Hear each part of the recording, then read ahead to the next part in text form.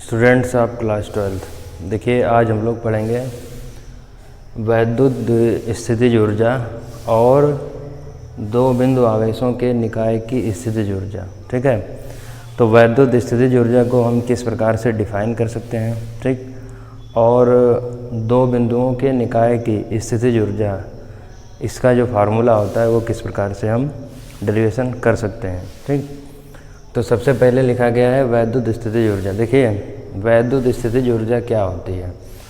सबसे पहले इसमें लिखा गया है कि दो या दो से अधिक बिंदु आवेशों से मिलकर बने निकाय की वैद्युत स्थितिज ऊर्जा उन्हें अनंत से परस्पर निकट लाकर उस निकाय को बनाने में किए गए कार्य के बराबर होती है। ठीक है, देखिए जो ऊर्जा होती है वो आपको पता है कि वो हमेशा जो है कार्य के जो है बराबर होती है। ठीक है, कार्य के रूप में ही ऊर्जा हमेशा संचित होगी, अर्थात हम ये कह सकते हैं कि जितना कार्य होगा वो उस ऊर्जा के इक्वल ही, मान लीजिए जितनी उसके जितनी एनर्जी होगी उतने तो कोई वस्तु जो है कोई व्यक्ति कार्य करेगा। ठीक, तो इसलिए इसमें लिखा गया है कि दो या दो से अधिक बिंदु आवेशों से मिलकर बने निकाय की वैद्युत स्थितिज ऊर्जा उन्हें अनंत से, ठीक, परस्पर निकट लाकर उस निकाय को बनाने में किए गए कार्य के बराबर होती है। क्या? स्थितिज ऊर्जा। ठीक, इतना लिख सकते हैं, बहुत ज़्यादा नहीं लिखना है।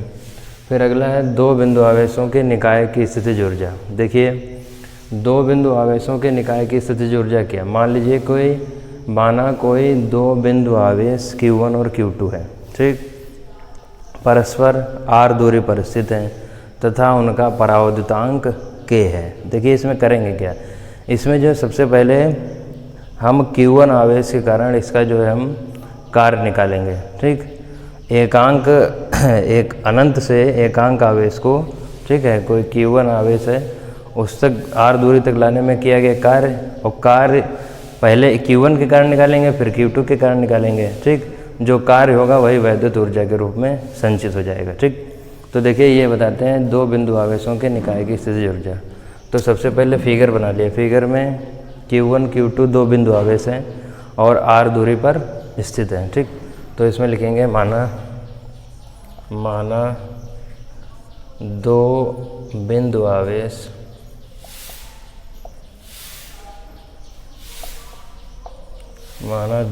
आवेश Q1 तथा Q2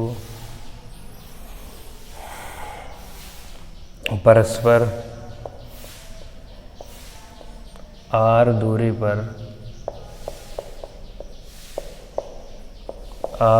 पर स्थित हैं तथा उनके बीच का परावैद्युतांक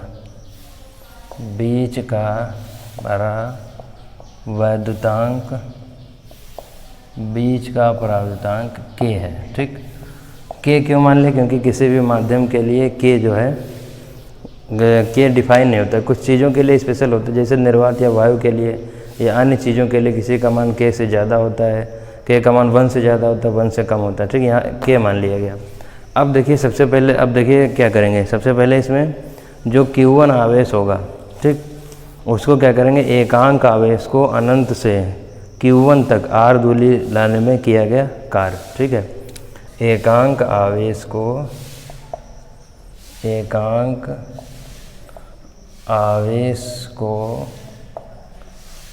Q1 आवेश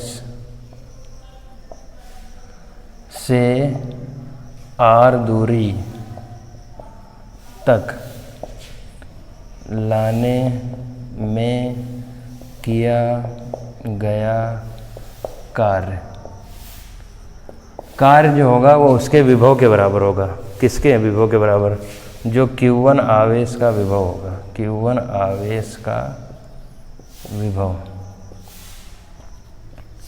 देखिए ये कहाँ से आ गया, देखिए हमने जो विभव की परिभाषा पढ़ी थी कि एकांक आवेश को, अगर कोई एकांक आवेश है उसको अनंत से किसी आवेश तक लाने में जितना कार्य किया जाता है वो उसके विभव के बराबर होता है। ठीक है, यहाँ से लिख लेंगे एकांक आवेश को अनंत से, ठीक है, अनंत यहाँ और जोड़ लेंगे, अनंत से Q1 आवेश से r दूरी तक लाने में किया गया कार्य वो उसके विभव के बराबर होगा, सीधी बात है।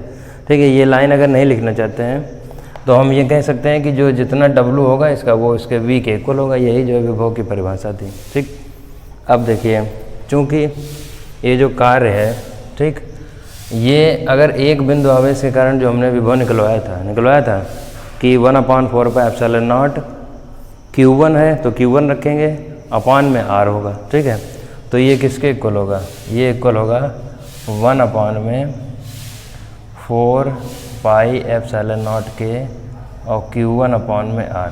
समझ गए क्या है? ये इसके इक्वल होगा किसके? 1/4πε0 के Q1/R। ठीक, अब देखिए दूसरी चीज़ इसमें क्या करते हैं। दूसरी चीज़ ये होगी कि अगर Q2 आवेश को अनंत से Q1 आवेश Q से R दूरी तक लाने में किया गया कार्य अगर निकालेंगे, ठीक, तो इसकी परिभाषा से अगर Q2 आवेश के कारण निकालेंगे, ऐसे लिख लो, Q2 आवेश के कारण, Q2 आवेश के कारण कार्य लिख लेते हैं हम। ठीक, ज़्यादा नहीं लिखेंगे। कार्य जो होता है कार्य वो W इक्वल V इंटू किसके बराबर हो जाएगा? Q2 के कारण। ठीक, देखिए विभव हमने यहाँ पर निकाला था। ठीक, विभव क्या निकाला था? 1/4πε0 के Q1/R। ठीक, यहाँ पर इसकी वैल्यू रख देंगे। समझ गए? तो जो W निकलेगा, W बराबर 1/4πε0 के Q1/R इंटू में Q2। तो जो W कार्य हो जाएगा वो 1/4πε0 के Q2/R। ठीक, देखिए ये कार्य निकल आया।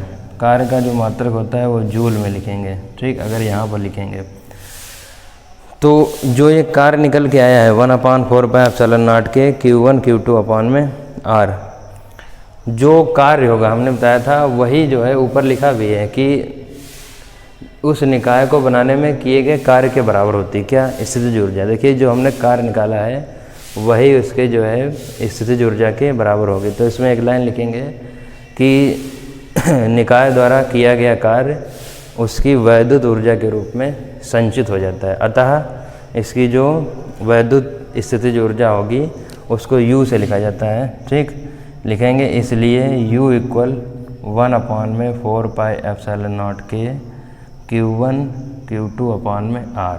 ठीक, और मात्रक लिखना चाहें मात्रक लिखेंगे जूल। समझ गए? देखिए सीधी सी बात है। अगर इसको हम एक लाइन में अगर बताएं, ठीक, लैंग्वेज लिखा दी, बाकी अगर इसको एक लाइन में बताएं तो सीधी बात है कि सबसे पहले हम Q1 आवेश के कारण विभव निकाल लेंगे। ठीक है, अगर शार्ट में देखना चाहें पहले V निकाल लिया।